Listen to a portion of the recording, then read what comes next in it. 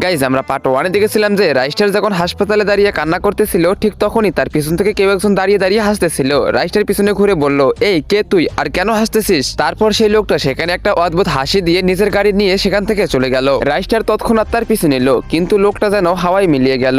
রাইস্টার আশেপাশে খুঁজতে খুঁজতে একটা পুরনো বাড়ির পিছনে আবার সে হাসির শব্দ শুনতে পেল। সে চুপি চুপি সেখানে গিয়ে যা দেখলো তাতে তার জ্ঞান হারানোর দশা। সামনে দাঁড়িয়ে ছিল হোয়াইট 444, এক সাইকো বিজনেসম্যান যার জীবন শুধু টাকা, ক্ষমতা আর দাপড়ের উপরে চলে। আর এখন তার নতুন নেশা হলো রাইস্টার আর পায়েল। রাইস্টার বুঝে গেল পায়েলের এই দুর্ঘটনার পিছনে হোয়াইট 444 আছে। তাই রাইস্টার অনেক বেশি রেগে গিয়ে সামনে এগোতেই যাবে, তখনই কেউ একজন তার পিছন থেকে সজোরে আঘাত করলো আর রাইস্টার ওখানে পড়ে গেল। চারপাশ অন্ধকার। যখন রাইস্টারের জ্ঞান ফিরলো, রাইস্টার দেখলো সে একটা পুরনো বন্ধ ফ্যাক্টরির ভিতরে শিকল দিয়ে বাঁধা অবস্থায় দাঁড়িয়ে আছে। তো গাইস, এখন প্রশ্ন হলো হোয়াইট 444 কেন পায়েলকে মারার চেষ্টা করলো? কে রাইস্টারের মাথায় আঘাত করলো? আর রাইস্টার এই ফ্যাক্টরি পর্যন্ত পৌঁছালোই বা কি করে? যদি তোমরা সেটা জানতে চাও অবশ্যই কমেন্ট বক্সে কমেন্ট করো। পার্ট 3।